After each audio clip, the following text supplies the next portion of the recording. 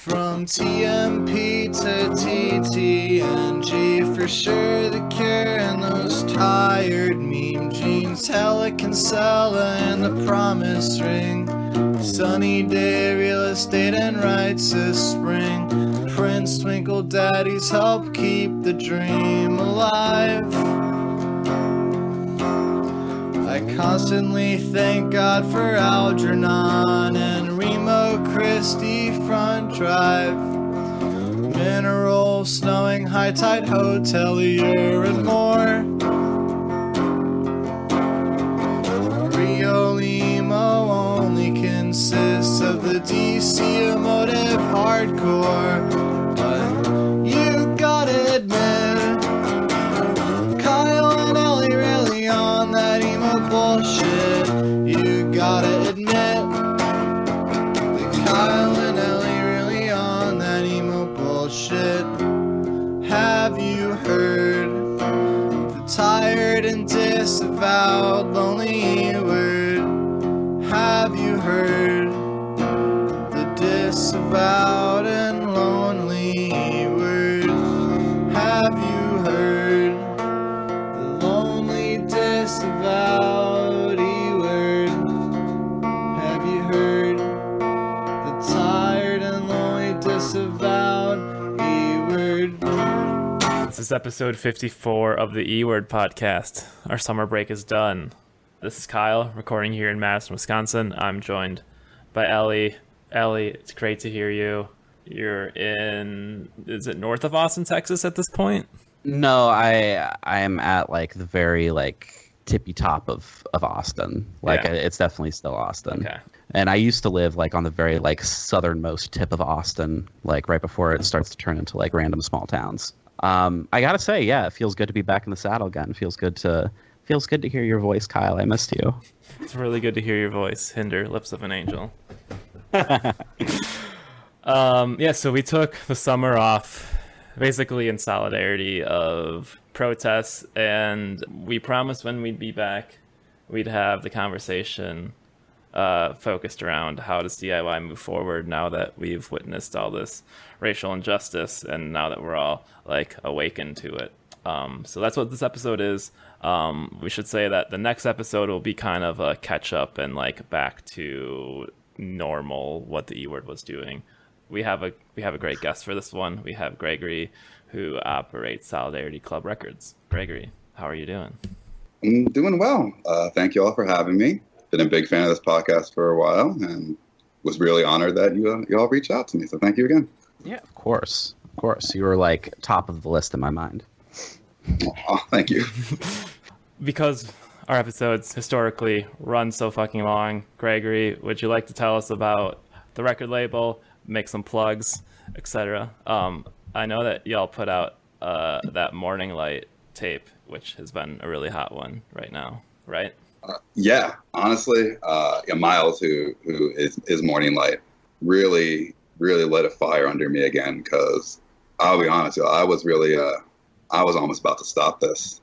I was feeling a little burned out, and then then Corona happened and all this, the protests happened, and I met Miles on Twitter, and I really liked his music, and with everything going on, I feel like a lot of Black artists in like the alternative scene have been reaching out to each other, and so we did, and I was like, let's put your record out, and he was like, yeah, and we did, and he has been the best-selling artist on the label thus far, bar none, like absolute bar none, and now I feel like fire under me again to do this, which has been cool, because I was going through a little bit of a crisis, because I'm a little older. I'm 30, almost 32, and I remember starting a little MySpace label when I was 16 with this kid I met at the Jersey Shore. So to be able to like actually kind of somewhat do it for real now is really nice. And then being able to do this now with like other Black people in the scene, which when I was in high school, I was the only Black person in the bands playing in our town. So it's cool. Hell yeah, and we're really glad that the label is still with us, because y'all do great work. Thank you. Also, I just really generally like your Twitter presence. It makes me giggle. Oh my gosh, thank you. I've been enjoying Twitter again. I had a Twitter like a long time ago, and I stopped using it, and then I got it again when I did this record label, and it's been fun. Twitter's way different than it was in 2009. It was like only comedians. Yeah, and it's like, I don't know. People were definitely rude, way rude. I mean, they're rude now, but like, I don't know. I guess a lot of people from Tumblr went to Twitter, right? After that whole debacle. Yeah. I remember among my wasteland of old social media accounts, I definitely tried to be like a one-liner Twitter comedian in like 2010. And we've only been doing this label for like a year-ish, and my partner, Diana, who's also in the band Rat Fancy with me, helps run this label too. And there's another act, Nail Polish, right? Yeah, that's our other little project that I guess we're focusing a little bit more on, especially because it's hard to get bands together. But it's been fun, and she's been a great inspiration, and she's very talented as well. And she does like all the design and like everything for the websites, and she's just an amazing person. And I'm really blessed to have her. It's the stellar relationship content that I love to hear. Anything else before we jump into this heavy episode? I was doing one more plug again. I just like listen to everyone on Solidarity Club. I love every record we put out. They're all a great bunch of people on that label, and there'll be a lot more soon. More than just tapes are coming out. So it seems like these like DIY labels are kind of like range and like actually keeping stuff in stock these days. Like you'll see like a label with like some hot bands, but like everything will just be like a wasteland. There's like nothing available and stuff like that. And I feel like Solidarity Club is definitely not doing that. It seems like it's way more professionally run and stuff. Well, yeah, I just want to make sure we're putting our best foot forward most of the time, and people, they judge you the first time they look at your stuff, Exactly. And first impressions are everything. And I hated when my dad would say that to me when I was a kid, and now I totally feel it because I do the same kind of thing. But really, this label is definitely about the band. I don't do anything without consulting any band first. Mm-hmm. As of right now, there's no contracts or anything. We run pretty much everything 50-50. As of right now, I just do pressings of 50 tapes. I keep 25. I send another 25 to the band. They do whatever they want with those tapes, and then I don't want any money from them or anything.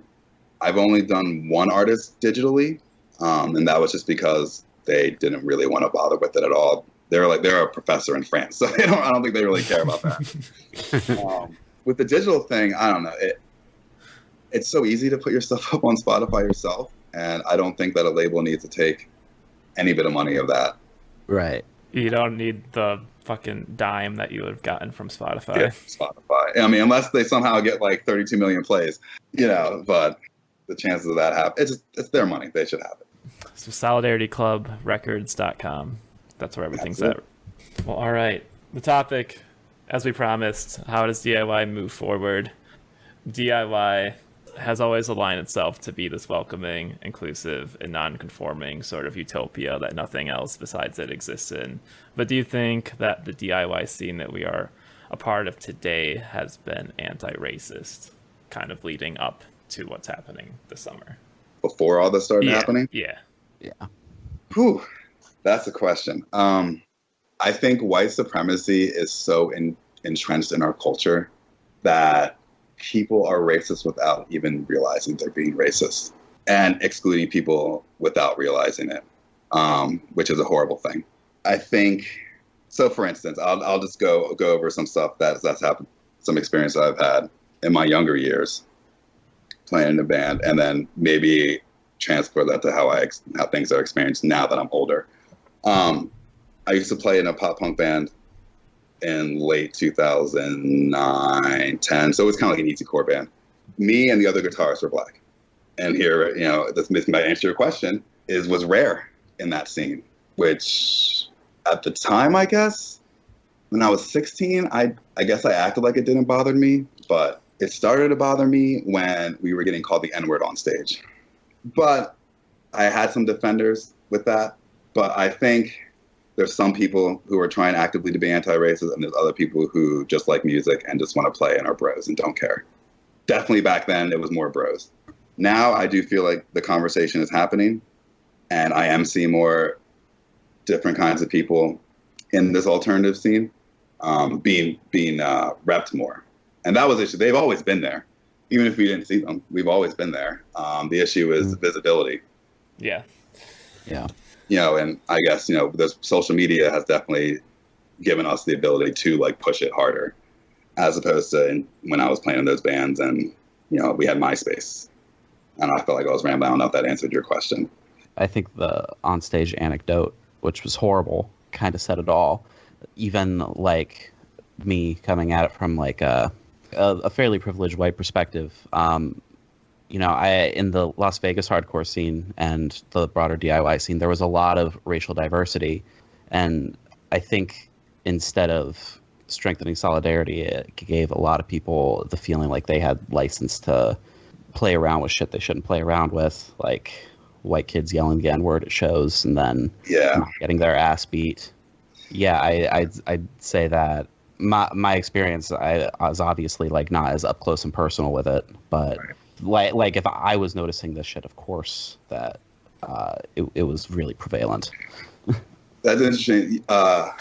The way you say that actually reminds me of my high school. I grew up in the suburbs of Philadelphia, and I went to North Honora High School. And for anyone who doesn't know that, in that like suburb of like Montgomery County area, that is where a lot of Black people live. So my school was very, very mixed. That attitude exactly is prevalent in a lot of kids who go to that school. How could I be racist? What do you mean? Like, I hung out with tons of Black people. Oh, my Black friend, like I can say the N-word, like that's cool. My one friend doesn't care, So I definitely feel you on that. I definitely know that kind of attitude in like mixed scenes, and it can be like that. And I don't know why that happens. I think there was a big pop cultural shift in the late 2000s and early 2010s, kind of against, I don't want to say political correctness because that term is like really cliche, but that's really what it was. And so the thing was to be cool, you had to be edgy and taboo and hope that like your actions of being friends with people of other races would like excuse the things that you say. Very South Park era. Yeah, it's like what you saw in South Park was what you would say at school the next day, and as fucked up as that was. Yeah, I think I was around 23, I think, when South Park really started like going hard on that like libertarian bullshit. And I just remember on Reddit all the time, all the kids like, quoting South Park like it was gospel. And I remember just thinking, when I was a kid, South Park was just like a stupid ass show that like we laughed at because like there were cartoons that were cursing, Mm-hmm. Yeah. When did that become like someone's lesson? It's insane. And one of like the worst examples, I think, is the Harley Rider episode, where for anyone who hasn't seen the episode I'm talking about, like the gist of it is the kids decide they want to call bikers fags. The general crux of the argument is, oh, but we're not using it to describe gay people. We're using it to describe this other very specific group of people who the sexuality does not concern us. And people kind of like extended that logic to a lot of other shitty language, because when you're like 13, 14, that type of all or nothing approach to free speech is very appealing, I think. Oh yeah, just like, oh, there's a difference between like N-words and Black people. Oh my God. Yeah, I've heard that shit. Or like, oh, you're not like, you don't act Black. I grew up in the Midwest, and I think like Chris Rock has a joke about that. And like I remember like my friend's dad would be like, I agree with what Chris Rock said. Like, I don't hate Black people, I hate N-word. And I was just like, you're a fucking adult saying this to a teenager. Wild stuff, man. Wild, like, racism knows no bounds, my friends, and adults will say the wildest things to kids. For example, my little brother, he's biracial, and he looks a little more white. So people have said very fucked up things to him. He had this one moment, I will never forget this. He told me he went to this kid we know who is a racist, like 100%. Like we don't associate with that person anymore. He went to this kid's uncle's house. And this guy looks at my brother and says, He goes, what are you, Jewish? And my brother, we're not. Like, I don't it's, anyway. My brother goes, what? No? And he's like, oh, yeah, good. Yeah, if you would have been, I would have picked you up and mopped the floor with you, blah, blah, blah, blah, blah, blah, blah. And my brother's just sitting there like, oh my gosh, if he finds out I'm black. So, like, yeah, adults will say the wildest shit to the kids. They don't care. I mean, adults are just dumbass kids too, you know? Yeah. So kind of following up with that leading question, I think most people listening to our podcast are here because they like emo, and I think emo in the most recent few years has had more people of color representation, but like I still think that like the whole culture of emo is extremely whitewashed. Do y'all think so? 100%. 100%. And this is not, I love emo. I wouldn't be on this podcast. Didn't. Shout out to The Ground is Lava, by the way. Right. Those are my boys, and that is one of the best black, like, one of the best emo bands like that ever existed. Sure. I mean, it's a genre about whining, about about problems that most people have, So it's going to be like that. Not to say I don't like, that's why it's good. We all have these problems. So sometimes we want to listen to a song that, like, we all want to feel like a little self-pity sometimes. But I think when you have a genre that's just like seriously focused on that, it's like about the very suburban experience, like a band like Real Friends or something, like really pushing that, it's very exclusionary. Like that makes me very like not want to listen to them, especially rapping like Chicago suburbs. But that's a whole other story. Oh, they're Tinley Park, right? Yeah. So I mean, can DIY or can emo do anything to not just cater to, the sad boy stereotype of being like a sad white person? I mean, yes. If we're talking about like emo only being like, is it still emo if it's like twinkly guitars and like the lyrical content is like about something completely different than what you would normally hear? I think so. It sounds better. Yeah, exactly. I think the interesting thing about emo's history as like this whitewashed genre came from DC, which has like a majority black population. Yeah. And all these kids were directly inspired by Bad Brains. And there were also bands in the scene that had black members like Scream. And yet the initial emo scene just seemed so cloistered off and white. And a lot of the kids were like, politicians' children. And Ian Mackay's dad is a minister, I think. And even though they had like their heart in the right place, like Thomas Squibb from Beefeater was very anti-apartheid, huge like activist in that realm. It was very much white people complaining to other white people. And as it spread into the Midwest and the Bay Area and Annapolis, etc., it just kind of was one of those genres, like you said, that dealt with very suburban issues. And so lots of kids from the suburbs picked up on it.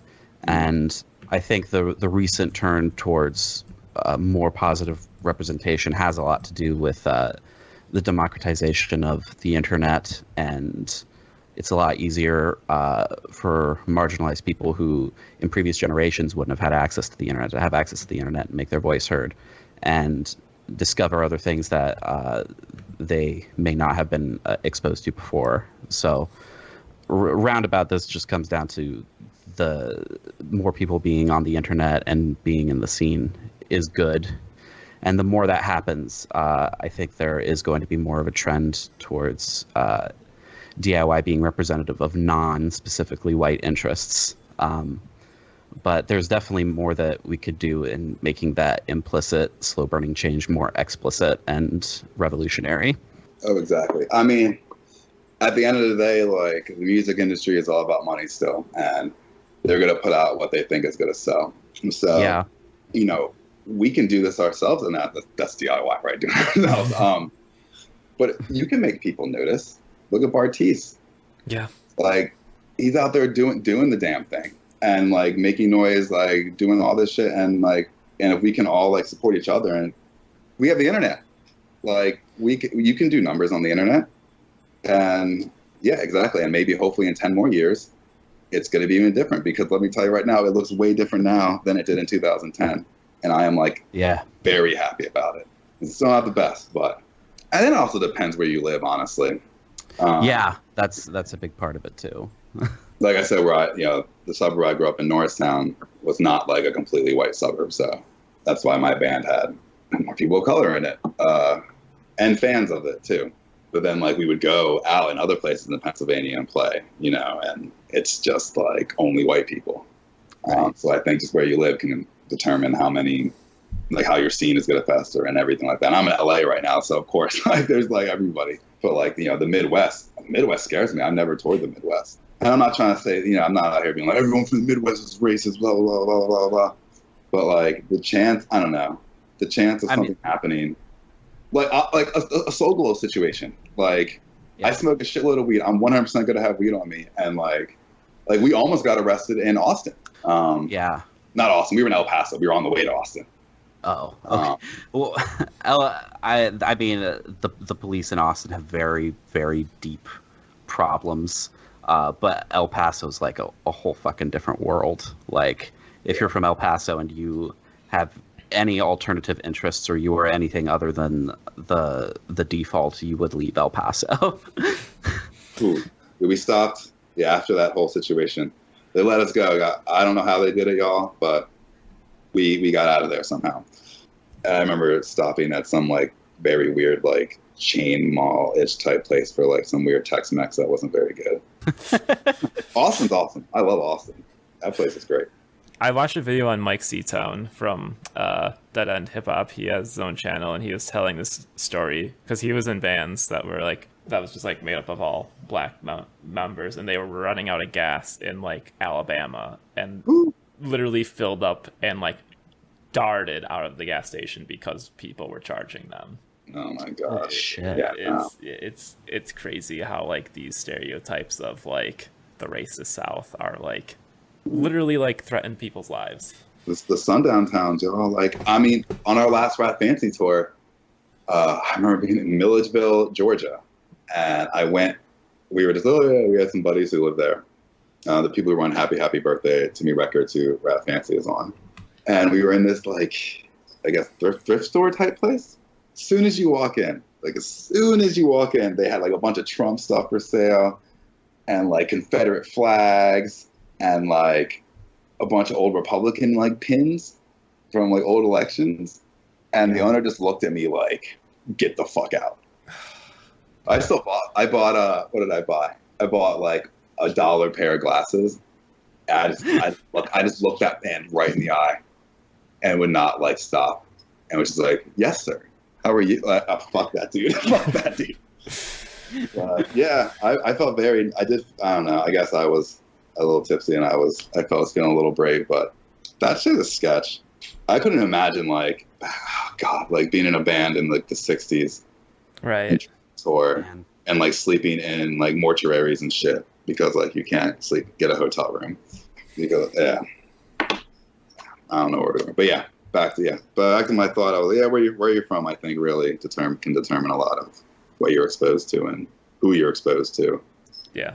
Back on this, like, how can DIY not just cater to white people? Do you think a lot of fringe emo bands and maybe that have a lot of non-white representation, do you think that's why like emo is kind of spreading its wings into just like power pop and like synth and all this other shit because it is a more rich representation? That I have noticed that like emo is like, I don't know what has been like the newest emo record that's come out recently that sounds like emo, you know? Right. The Guitar Fight record? Yeah, kind probably. of. Yeah. That record was really good. Fucking insanely good. I mean, I'm here for like the experimentation and that's one of the reasons we started Nail Polish. Also because I've been listening to a lot of emo trap shit. Hell yeah. We did not used to make like trap music before and like dubstep and stuff, but I think like that is definitely a way to try to like bring more people in the scene as you like put more sounds in. Yeah, And I think like a big reason that is, and especially why bands with members who are people of color tend to be more musically experimental, is if your band is just white kids and you are influenced specifically by just previous white kid bands, and it's just like this big circular loop of very narrow influences, like the sound is going to get so homogenized so quickly, and Absolutely. people who grew up listening to all sorts of different types of music, who didn't cling to this one genre because it was like the only identity that they felt that they could claim, that's almost immediately going to broaden anyone's sonic palette. God, that just reminds me of being like 16, like I'm emo. Oh my gosh. Like you have to. I don't know. I couldn't. I was into tons of music before I even got into emo. I remember, if y'all want to hear the first music video I ever saw that made me like get into music, I was chilling while before like third grade, and then Shania Twain's song "You're Still the One" came on, and I sat there, and I was like, okay. And then Aaliyah came on next. Oh, that's so sick. Are you that somebody? Was the next video on? And I was like, yes, this music thing, I like it. So my first like influences in music, and then I got into like Usher and like Destiny's Child, was like a lot of R&B, and then of course I went to the route of like Korn and like new metal. Right. Happened, but like I still always loved R&B, and then, like I got into J-rock next, like Visual K music, and then emo. So like I don't know, and hip hop. It just everyone should listen to a lot of things. I think it's very dumb to stick with one genre of music your whole life. I've seen people do that, and it's Yeah. I'm really glad the kids these days are learning that it's okay to be genre agnostic. I like that term. Yeah, I mean, and I know how that can, like, when I was young, like, especially when I was like in middle school, I definitely had an aversion. That's when I started having an aversion to like listening to rap. I think like Nelly was popular at the time, but this is I think what happened. So a lot of it reminded me of the kids that bullied me. So I think there's definitely some people who are like that. Especially if you're around my age, and that was the popular music at the time. So like a lot of the bullies listened to that stuff. So like, I was called a headbanger because I liked Slipknot and like fucked with. And it took me a couple more years to like to try to get back into that because of that reason, which is so dumb. But kids are kids, Okay, so this is a topic that I wanted to dig into a lot because I think it's currently happening, and basically how do we address the tokenism that is going to happen / is already happening. I think most of these scenes, like we just talked about, have very few bands with people of color, and now that we are having all these efforts to be inclusive, and that's like an expectation, like those few bands from those little scenes with people of color are going to be asked to play every show now. And like, how do we go about that? Because I mean, I don't think anyone wants to be tokenized. No. I can tell you how you cannot go about it. You cannot be like a certain record label, a certain pop punk record, emo record label that goes on Twitter and literally asks what bands have people of color in them. That is not the way to go about it, whatsoever. Yeah, I mean, people are going to be. That was a fear. I've discussed that with other Black musicians in the scene too, who are getting offers out of nowhere. I mean, get the bag, obviously. Yeah. Protect yourself. I mean, if they want to tokenize you, ask for way more money. Fuck it, right? I mean, the way to not be tokenized is to have more than one, right? Yeah. That's just it. I mean, sometimes it's funny. I made this joke with others. I don't know if you all ever seen the movie, Not Another Teen Movie. Oh yeah. Where he's at the party and he goes, "What's up, man?" What? It's like, I'm supposed to be the only Black person at this party. So yeah, we got to get away from that kind of attitude, and it's more like I don't know. I don't have a lot of the answers, so I try to think about this all the time, and then I don't know white people are gonna white people. Yeah, I mean, like, I think I saw Alternative Press put out like, here's 30 bands that have people of color, and like Kanaushi was on there, and they were like, fuck you, take us off this list and shit like this, because like alt press does not cover bands that aren't full of white people. No, absolutely not. They did cover a biracial person a bunch in the mid 2000s, Mr. Pete Wentz, who I wish would rep that more. Y'all, if I would have known Pete Wentz was biracial in 2005, things would have been a lot different. So that's another thing. I feel like a lot of people maybe feel, I don't know, they don't want to push that shit, right? Because it's not good for sales. I don't know. Fuck, man. It's depressing. It certainly is a catch-22, because like, if I'm booking a show in my city, there's very little non-white representation here. So like, I would certainly have to hit up the one band and to have a bill that's not just white people. And it's just like, I don't want to put them through that labor. Everyone's going to hit them up once. It's just very sticky. And then now, like, I don't know, you all said you liked my Twitter presence. Like, I put to the tweet, I was like, you know, if there's only white people this thing, I'm not going. Like, because I've just seen all this stuff now on this media. It's like these people being like murdered at parties and like things going down. And then like the only black person there like ended up dead. I feel you like not wanting to ask them, like, because it's super sketch being the only one. Yeah. But then sometimes but you know, I feel really strong about representation. So like sometimes if I have to be the only one and someone needs to hear it, you know, I don't know. It's a sticky situation. You're right. Yeah, and like this certainly goes into press and labels and the entire entertainment industry, which is going to go into like their hiring process now. Like all of a sudden these offices of major labels aren't just going to be white people, which is a good thing.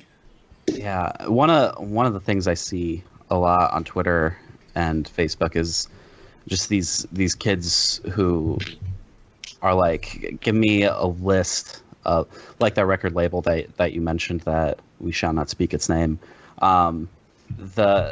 Just give me lists of bands with POC in them, and they treat it like homework, and then they they file these bands away into, oh, this is my folder of POC bands that I listen to when I want to feel like I have diverse music taste, instead of like, you're right. And like that label, the next signee they announced was another all-white band, and it's just like they don't actually give a fuck, like whatsoever.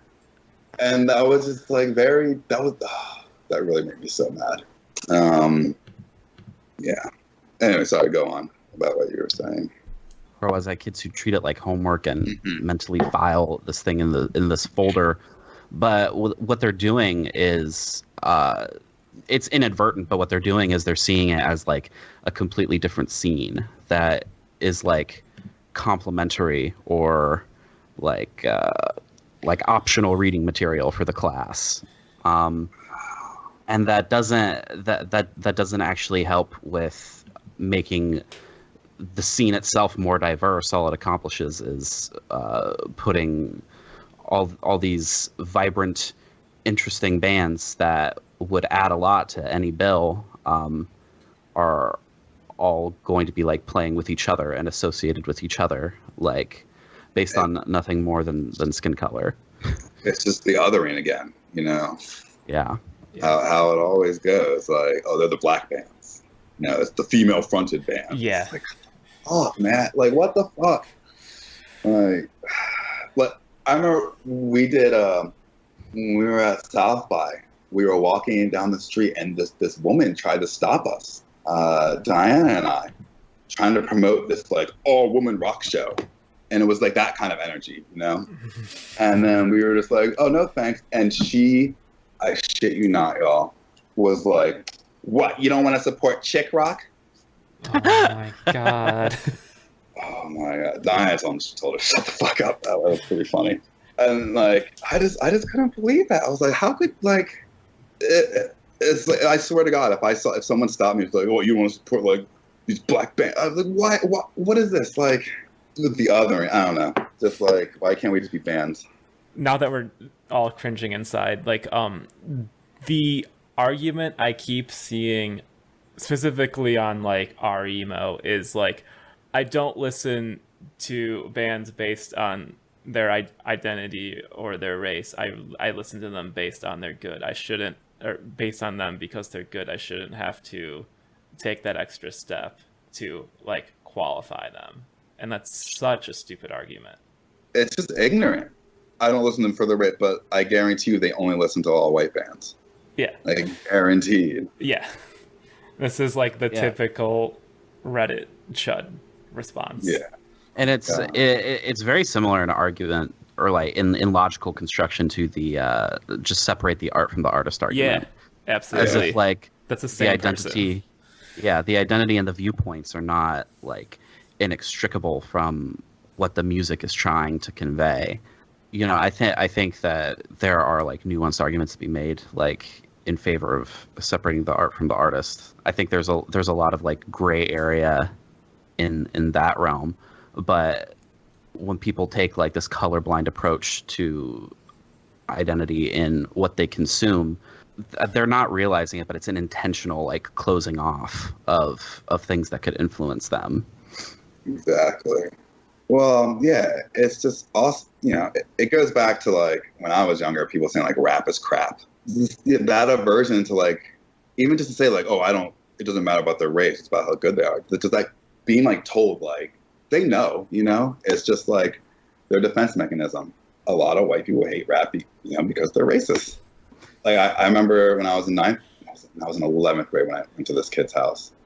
Their parents on their like fridge had this like they printed out some like little saying. It was basically like going off about how like rap isn't music because music has a melody, a harmony, and a rhythm, and rap only has a rhythm. I can't believe you went over to Ben Shapiro's house. This kid is probably not far off from Ben Shapiro now. Jeez, it was. I had never seen anything so ignorant in my life. I left very soon after I read that. I feel very, very lucky that my dad made it a point to make sure I knew my shit about rap and hip hop. That was just kind of like the general language that all the kids I grew up around spoke. Even then, you know, the like school administrators hated rap so much. Like if you had sagging pants, you got like in school suspension the first time and then like expelled. For sagging pants? Oh, that is some racist ass shit. Yeah. Like straight like not even like attempting to hide like the racism. Expelling you for sagging pants. And they'd go so far as to have presentations where they were like, if you have sagging pants, it means that in prison you're someone's bitch. Like, whoa. Yes.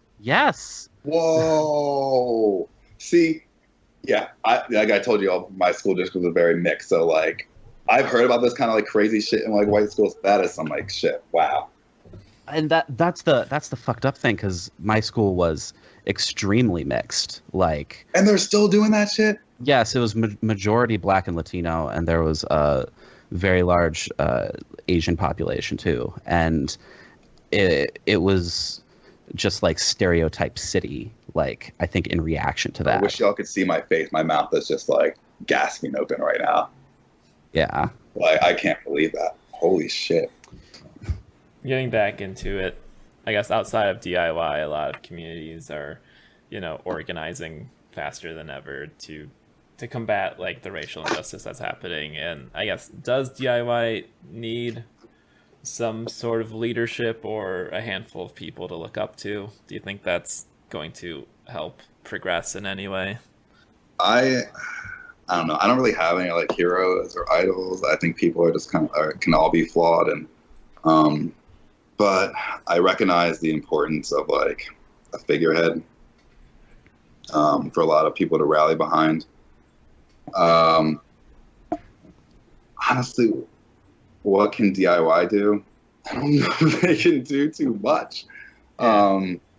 Honestly, just besides try to just be more mindful of what they're saying, of who they're including, of the opportunities that are being given. And it's not just bands, you know, like it's it's the higher it's the labels, it's the PR people. Yeah. It's you know we can get into the dirty side of like this industry and just how expensive fucking PR is. Yeah. It Yeah. is. And people don't want to admit it. And like a lot of people's favorite bands and the ones you see get talked about have paid, $7,000+ for all of these articles to be written about them. And that is definitely a hindrance to like people who don't come from a background where they can afford that kind of stuff. And if they're not on a label that's going to pay them for that, like how are they supposed to get more coverage, So really the labels need to take a chance and maybe sometimes not always think about like their bottom line, or if they had a good year. And I've seen some of these labels, like they're definitely doing very well. Could it take a chance maybe on like someone they normally wouldn't sign and like give them a good PR campaign, give them like, and get them some good elevation, And I think another facet of the problem is that DIY really like thinks of itself in like a self-fulfilling prophecy sort of way as subculture, and because of that, I think there's a lot of limited interaction with like community organizing, grassroots organizing, like on a local level that's not like directly attached to the music scene. And I think there needs to be a lot more integration with that, especially because the scene, like emo and hardcore, etc., like it spits out these just extremely charismatic front people all the time, just constantly. And if some of those people are attached to local political efforts as well as the DIY scene, and they manage to meld the infrastructures, I think that you can actually get like a lot of positive stuff done. I agree 100% with that. Yeah, I mean, like, for example, like Hate56 was doing a lot of protest coverage, and that's like directly taking someone who films concerts and now filming protests and stuff like that. That's like a good example of that.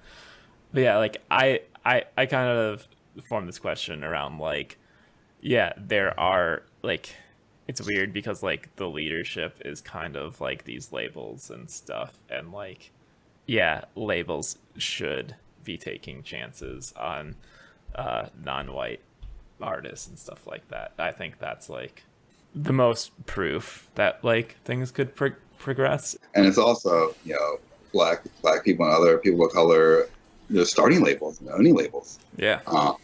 We got like in like smaller DIY labels and stuff, like we don't have as much money, and like I haven't done, I'm gonna just starting maybe to be doing PR and stuff for our artists next year. So a lot of these smaller ones can only do so much. I really am like, it's the bigger labels that really need to step up, honestly, and not in the way the label that shall not be named tried to do it. Because this is America, it's capitalism. Money speaks still. As much as I fucking hate it, that's how we can make real serious change. And if you could see, it's about reaching out to the kids. Like, oh God, if I would have been seeing more black people in alternative music on alternative press, for instance, when I was 15, maybe I wouldn't have been as self-conscious when I was a little younger. Yeah. Who knows? Hopefully that'll change with when we said the same thing that like when our generation's older, we're not going to be like that, like the boomers. The shit runs on autopilot. It's just designed to chew you up and spit you out, like towing the party lines. Can y'all excuse me for like 2 minutes? Yeah. I mean, I don't care about sports, but I think it's so amazing that like the Bucks just like said we're not gonna play. And then fucking the baseball league also was like, yeah, we're out if you're gonna be doing this shit. And there's like a lot of people I've seen like in my hyper left circles who are like, oh, this is just corporations like faking investment. This is all performative. But like the thing about but that's literally not what happened with the NBA. Like the fucking players. Yeah, no one knew that was gonna happen. There was an interview with a football player, and unfortunately I forget his name, but on Chapo Trap House, who was talking about, you know, people who play on sports teams, they are workers, who are getting exploited by the owners just as much as. Hey y'all, sorry. Hey, what's up? I'm sorry, y'all. I had to handle my dog real quick.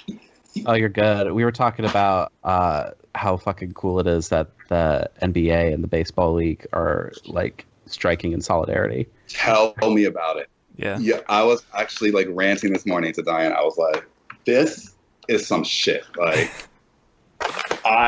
this is really gonna.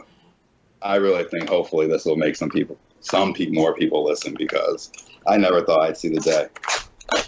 It's really big, especially because I was just telling Kyle, I've seen like some like lefter wing them thou type people being like, oh, this is just a corporate controlled like superficial protest. But the people who are playing these sports are fucking workers. Yes. Like they're being exploited by the owners. Every day. And yeah, and you know there's been some efforts to make like the way that business is conducted in sports more democratic, but this is like the biggest showing of mass solidarity that I've ever seen in sports in my lifetime. Yeah. Yeah. Absolutely. It's just like, think about like how much money the players make, and if they're making that much money, how much are these owners making? Like, how much money? Like, if they can stop them from making money, and the owners need them, you know what I mean? Like, Yeah. like, the workers always need, always, like, this is like, to talk about my job. Like, every time I try to bring unions, and like fucking people want to be like, oh, fuck unions, blah, blah, blah, blah. You keep bad people on, blah, blah, blah.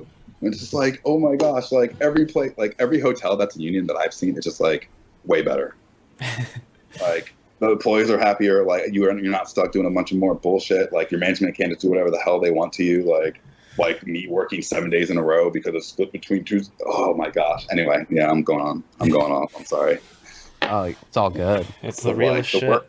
The worker is the most important like person like in this whole fucking system, and like the sooner everyone realizes that, like the sooner we can make some change. Because fuck them all. They need us. We don't need them. Something that happened to me right before I moved up here is there was this dude on Facebook who I was like, I don't know this person's name. I don't recognize it. Why am I friends with this person? And he posted like some Blue Lives Matter shit, and I just commented Blue Lives don't exist, and he said, clearly we have a difference of opinion on this subject, neighbor. And it turned out he lived across the street, or it's not across the street, across the hall from me. Oh my gosh. And he was like, I hope this doesn't change the way that I interact with you when I see you around. So like the 2 weeks before we moved, it was it was a lot of like figuring out when to leave the house and always keeping the doors locked and the patio locked. It was fucked up. Yeah. Fuck all that shit. I don't got no time. I've never been treated well by the cops, especially in New Jersey. And then I got arrested for a joint, and they let my white friend go. Good God. And then they're like, looking at me, and they're like, "What are you Mexican?" I was like, "No." What? And then they go, "What are you then?" And I was like, "I'm black, man. I'm black, man." And he's like, "Oh, black, got it." Like. That shit was terrible. And then they made me take a fucking mugshot, and then like I had like plugs in at the time, and I couldn't get one of them unscrewed, and they were like making me take it out. And I like ripped my ear during this process, which is not, honestly, now that I'm saying this story, I don't even want to say it anymore because it's not, people are getting shot out here. I just had my ear ripped. It's fine. But it's still fucking despicable. Yeah. I mean, no one I know has had good interactions with the police. My brother got arrested for a fucking like blunt in New York. Some cop thought he was smoking in the holding cell, and beat the shit out of him. Like literally beat the shit out of him.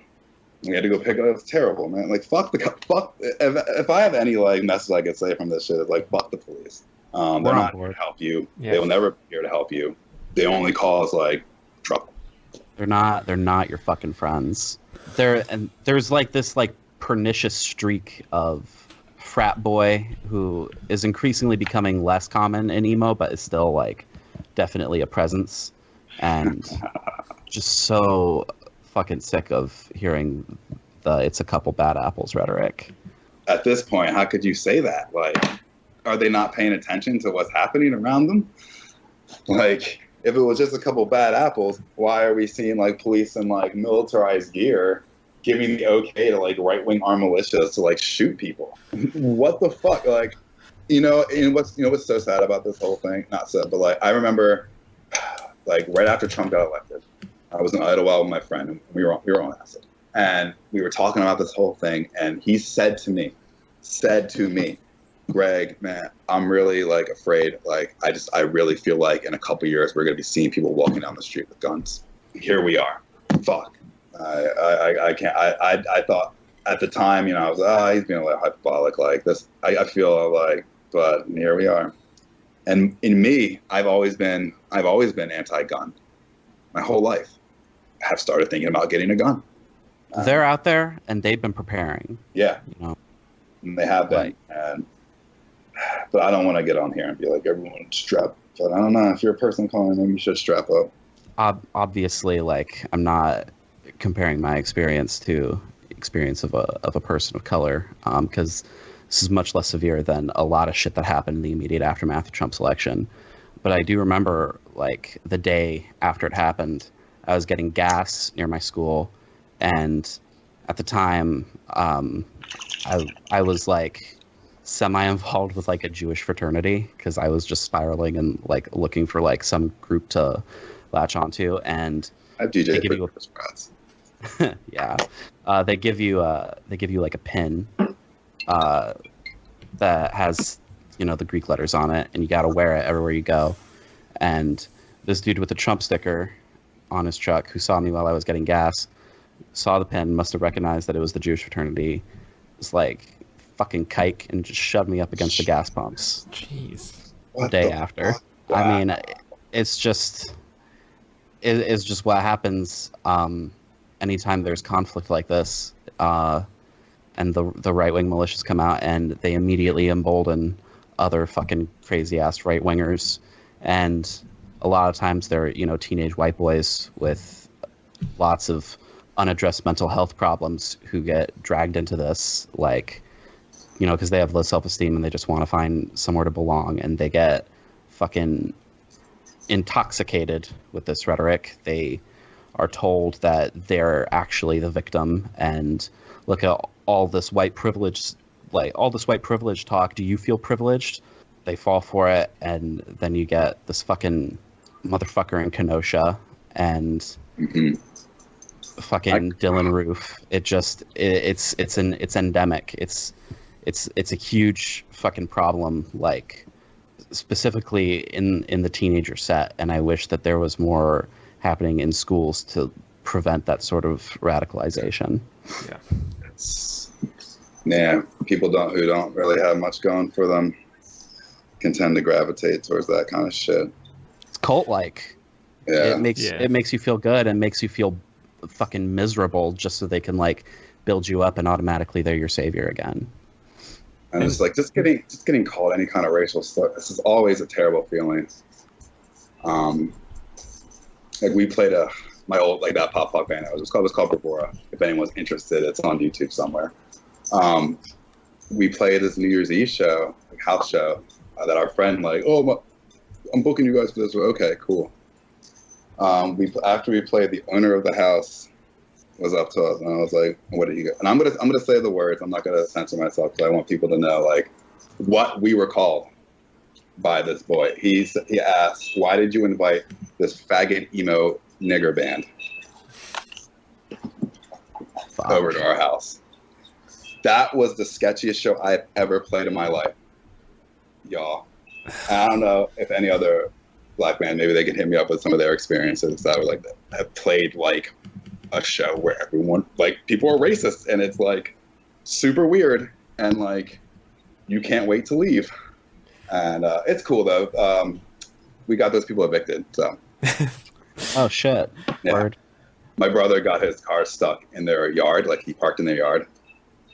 and it was like kind of muddy, and he couldn't get it out, so he kind of like ruined their yard, and then landlord kind of kicked him out.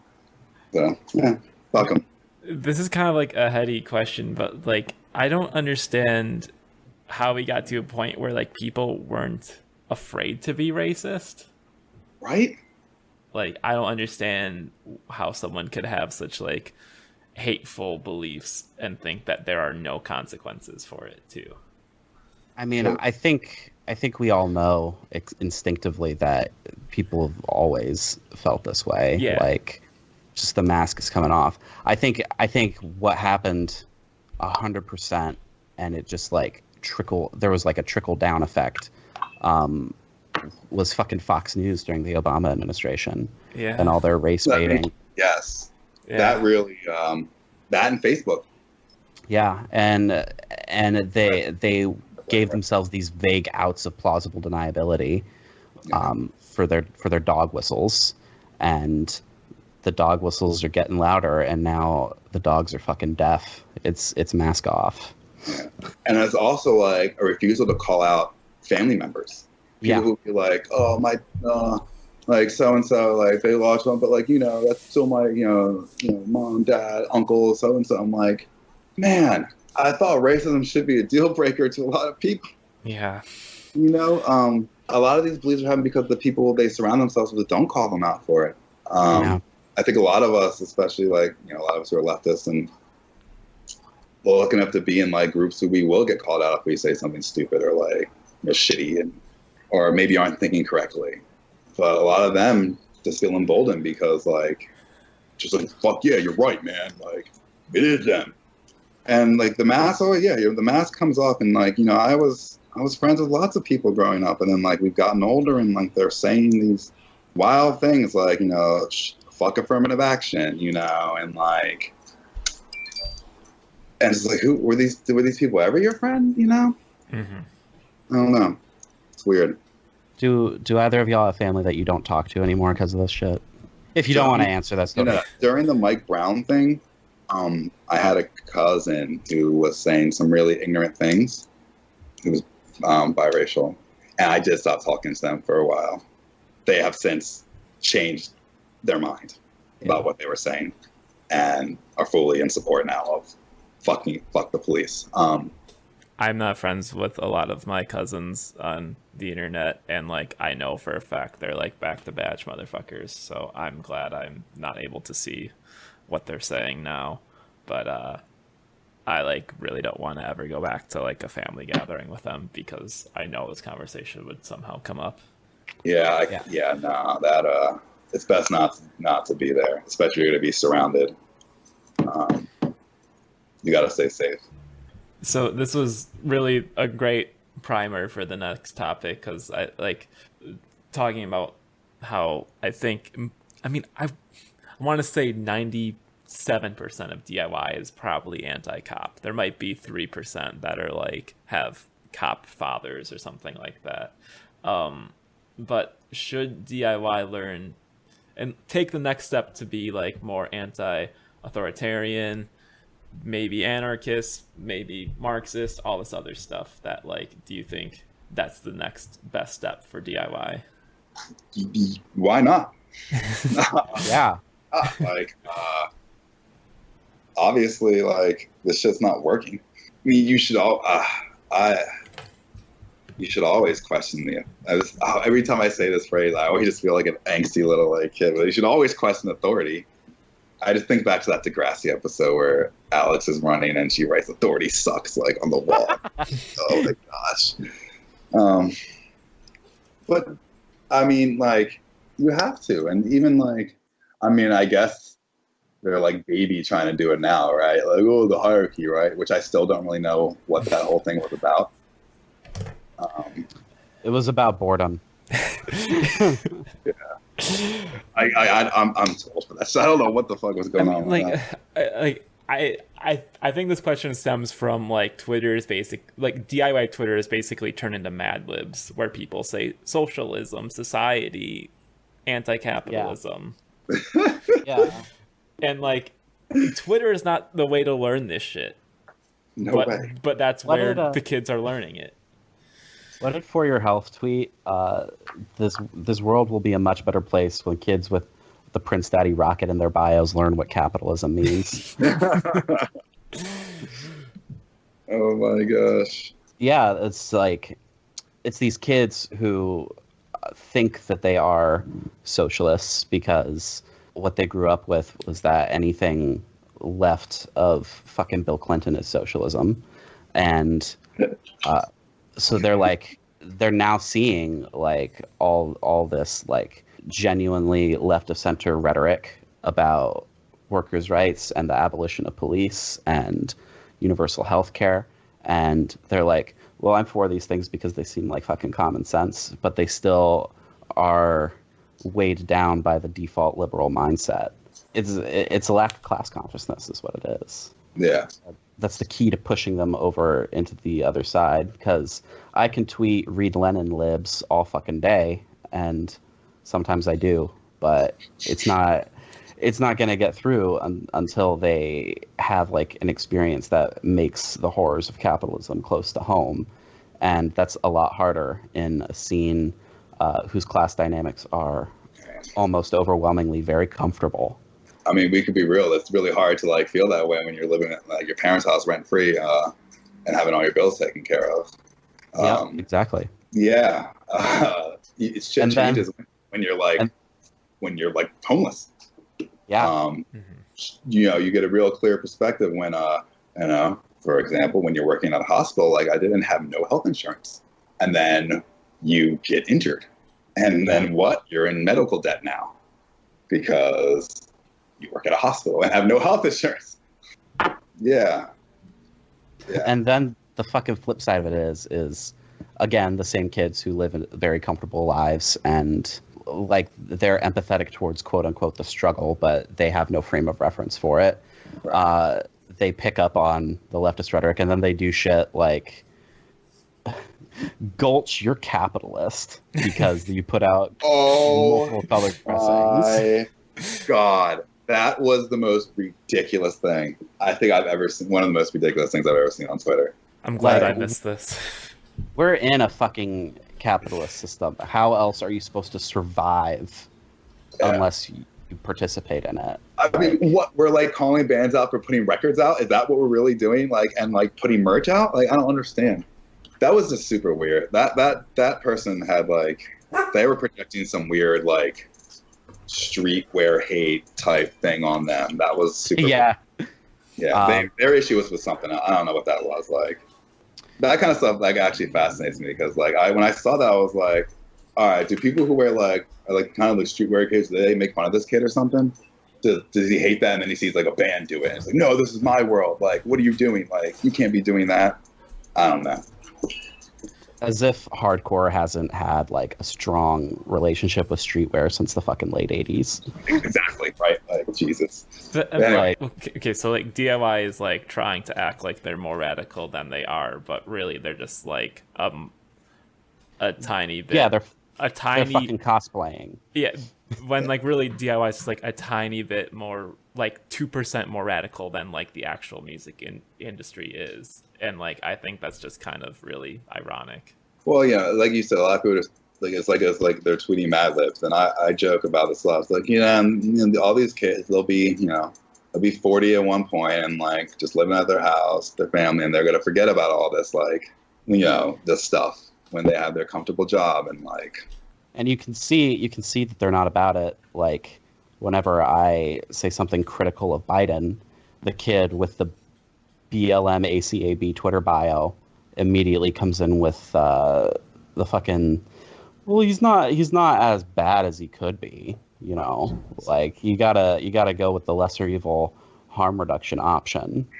And we're just gonna have to try harder and nominate a more progressive Democrat in 2024, as if they really say like if fucking Biden wins, that we're not getting fucking Tom Cotton as president in 2024. Christ. Oh my gosh. Harm reduction. Can we talk about people trying to use buzzwords to like get you to like try to agree with their bullshit? Yes. Yeah. Like for instance, I was using an example, I'm not going to name any names or anything, but like a certain person of a certain place, let's say like you're being a piece of crap at your job, right? And like making life hell for everybody. And then like you use the phrase like you're not like, you're coming maybe about like respecting people's like views, and like you could be like, you're not respecting my view, when really you're just being a piece of shit, or something like that's a bad example. Well, Greg, I actually am going to disagree with you on that. And so I will say that you're gaslighting me by disagreeing with me. Well, I need to re-examine myself then, because you use that word, so automatically I must be wrong. Yeah, you pop out the 2013 Tumblr thesaurus of things that make you sound smart, and anyone you come across is going to have to self-crit. You're unstoppable. Unstoppable. Oh my gosh. We're kind of getting to the wrap-up point. I guess before we get into that, like, do you think DIY has done a good job since the protests to like try and integrate more change? I don't want to be a completely negative person. I'm gonna say yeah. I've noticed, a big push.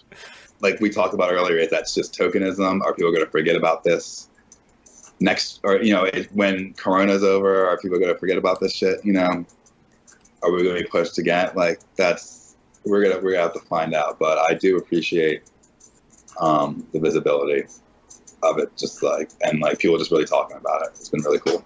Yeah. What about you, Ellie? What have you observed? I've observed a mixed bag. I do think that a lot of kids have like this resolution to walk the walk, and like the amount of people I've seen who went to protests and or contributed to bail funds, et cetera, is really heartening. And I think broadly, though, that the hardcore scene has done a bit of a better job at responding to all this mayhem than what we'd refer to as the quote-unquote DIY scene. This is getting a little off track, but I think that hardcore comes from generally more of a hard scrabble place, like economically. True. Yeah, and so the shit is a little bit more real and hits closer to home for a lot of hardcore bands. But I think kind of combining this topic with a little bit of should DIY be more anti-authoritarian, it's weird to me, just in that it feels like this has always been the implicit message of DIY, and we shouldn't have had to make it explicit. Like, it seems like so obvious that you should be skeptical of capitalism and Right. recognize like that infrastructure feeds on white supremacy. They're completely intermingled, specifically because DIY is about trying to build a different world, as I've said so many millions of times. Yes. Which is like, when I've been talking to other artists and what we're kind of been like talking about, it's like, hey, we're just like, me and Miles have said that multiple times, like when talking about that label we shall not name, like, we don't need, like, fuck those people, like, we don't need that shit. We can, that's the whole point of DIY. We can do it ourselves, and you can make noise, maybe, and you can make it as big as you want, and you can get the support, and you don't need like all that. I think that's why like this what we know as emo's version of DIY is so. That's why I hate that's called DIY, because like DIY before this meant like punk bands that would play in squats that like and like just completely exist off of the map of like what we know as quote unquote society. Like they are completely separate from. And it's kind of like utopian, but like this DIY is definitely just like a photocopy of capitalism and shit like that. It is a microcosm. It's because like when I think of it, like we have our own zines, we have our own like things like, but like bands want their PR agents, and they want their they want to make they want to like, it's weird, right? But personally, what I'm seeing is like DIY has had a good response.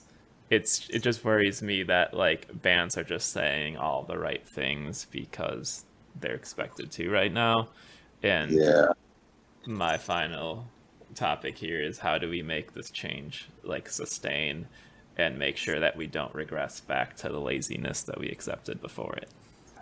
Most people, you know, what's the worst part about humanity? A lot of people respond to shame. Yeah. That's a very big way to hold people accountable. um, Not necessarily is the best way or the nicest way or sometimes the most ethical way, but you can't. It's just people will just go back into their lazy routines if you're not. You know, we could be like, yeah, let's like rent more, and then like 4 months later, it's like someone booked a bill and it's just like the same thing again. And you're like, hey, what happened? Yeah. Thought we were doing that. Like, it could be very easy to brush off. So people just have to be hold their people more accountable. Yeah. Will they do it? I don't know. We'll tell. We've seen history.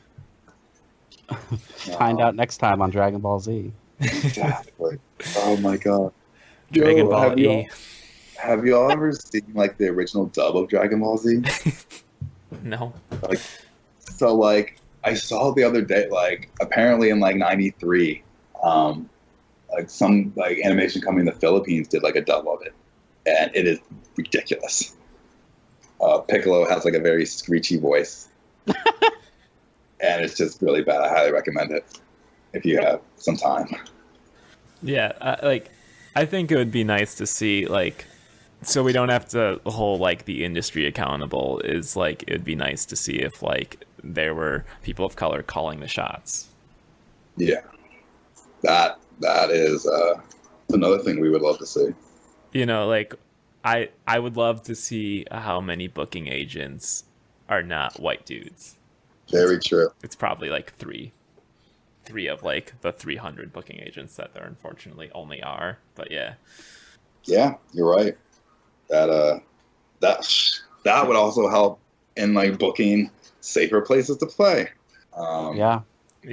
There's nothing like showing up to a show to play and the woman running sound has a giant wooden cross around her neck, and you're wearing a crop top, and your whole band is very gay.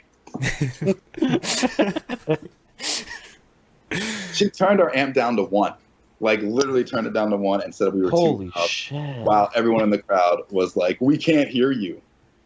We had to play for an hour and a half. Rap Fans does not have an hour and a half material.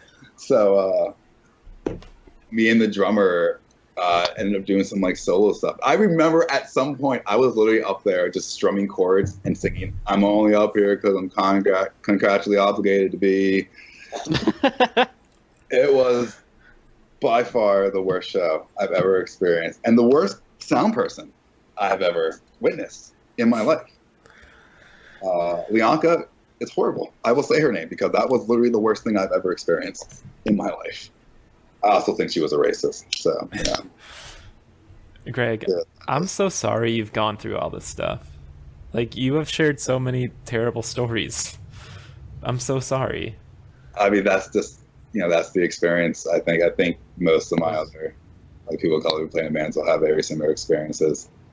I was going to say, imagine, all of the stories. Yeah. Yeah, I'm sure I'm getting called, the other ones getting called it on our MySpace,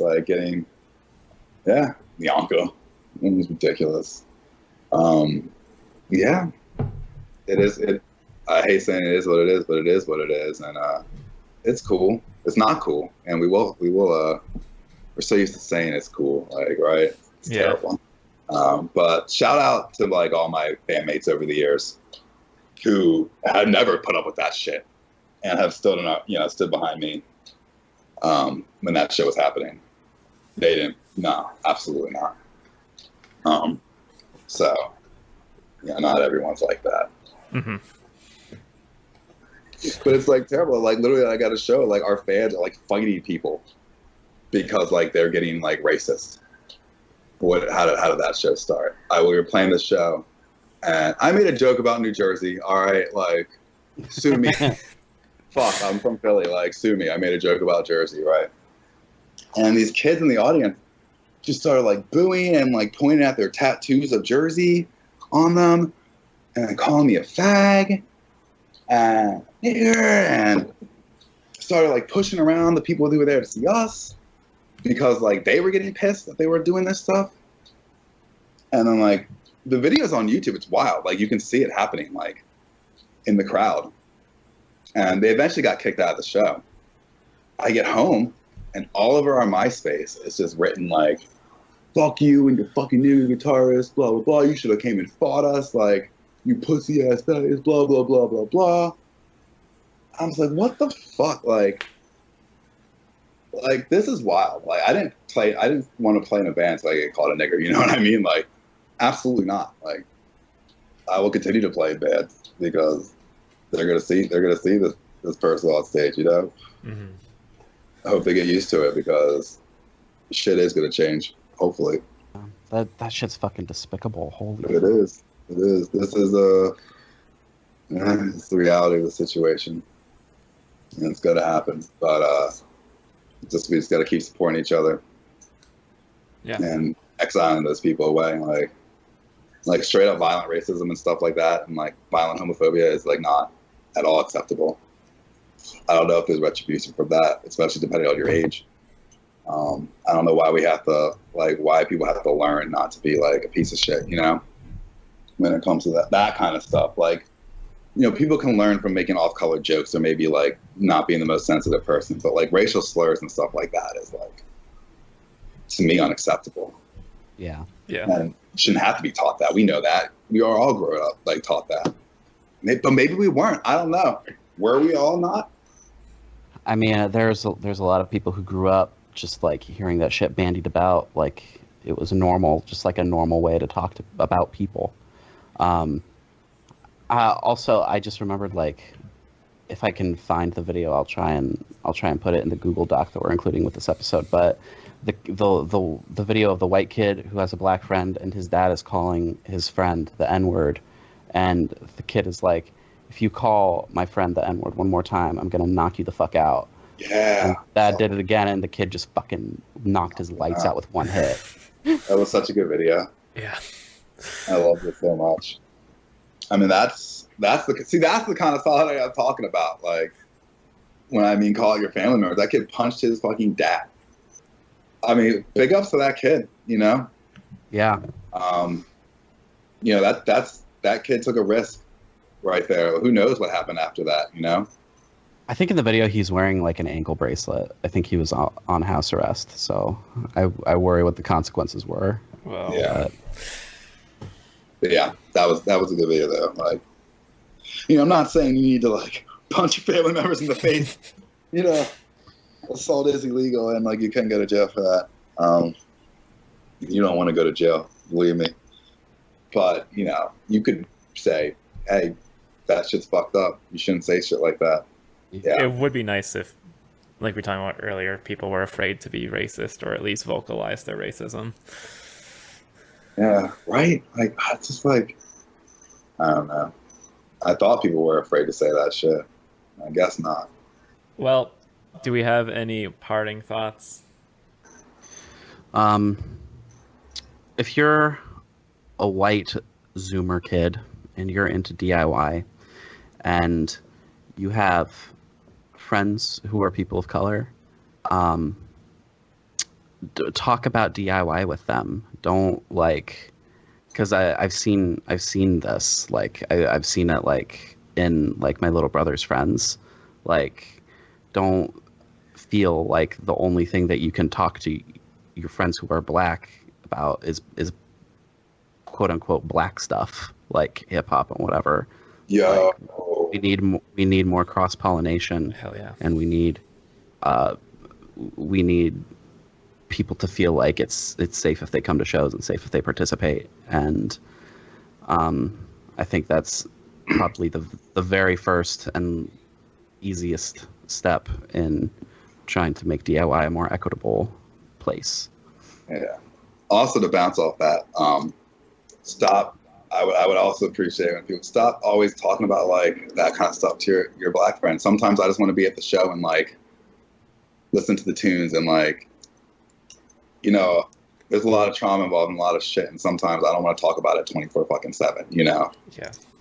especially on that show, especially if you're like a stranger or like, I don't know. We played a festival in Georgia, and there was this guy there, and anytime there was this artist was playing, and anytime she would talk about like like issues, he would come up to me like, "Yeah, man, right, like she's right, like blah blah." And I'm like, "Okay, like, do you want me to give you a cookie or something?" Like, and it felt he did it a lot throughout that evening, and it was very othering. And I'm It's like, very performative. yeah, that's the word. Thank you. Yeah, that's more the word. It was very it's other too, for sure. It made me very uncomfortable.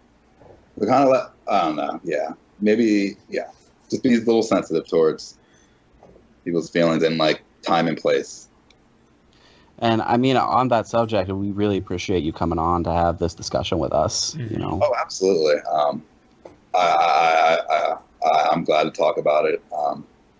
I haven't really talked about it based on like a platform like this, but I do want to say, I am not the most oppressed person in the world. I do come from a middle class background that did afford me some kind of privileges, and there are people out there who have experienced way worse than I have.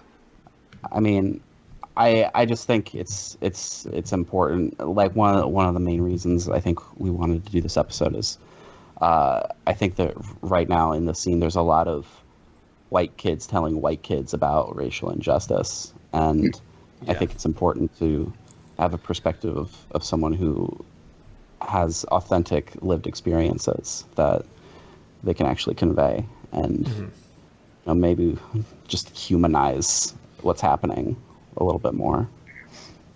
But we really appreciate you coming on. Of course. You've been a great guest. That's not to say like playing in music has been my love. I love it so much. I wouldn't do it